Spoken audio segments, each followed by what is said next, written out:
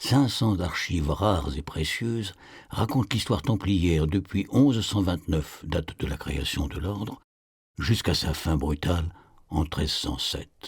Certaines archives uniques nécessitent une attention particulière afin de les préserver dans les meilleures conditions possibles. Aujourd'hui, Guylain Brunel, le conservateur des archives nationales, nous ouvre les portes des ateliers de restauration.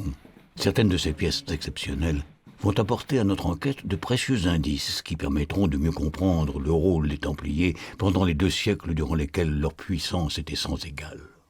On a une lettre adressée par le patriarche de Jérusalem, par le grand maître de l'ordre du Temple, Thomas Bérard, un personnage très important des années 1260, et puis par le grand maître des Hospitaliers.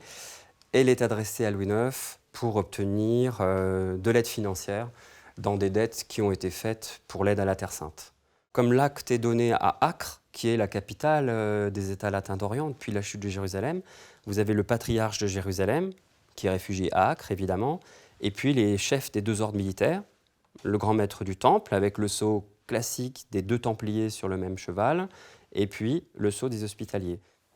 Les Templiers ont été un des organismes qui a avancé l'argent pour payer ce contingent militaire, et donc il sert d'intermédiaire entre la royauté et la Terre Sainte, parce qu'ils sont capables d'obtenir des prêts auprès des marchands italiens ou d'avoir eux-mêmes des réserves monétaires qui leur permettent de payer les choses.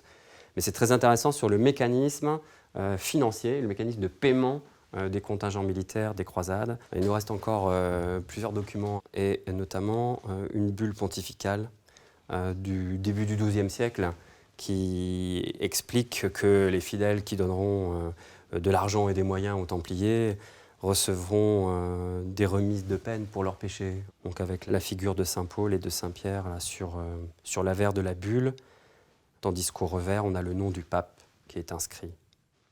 Célestin II.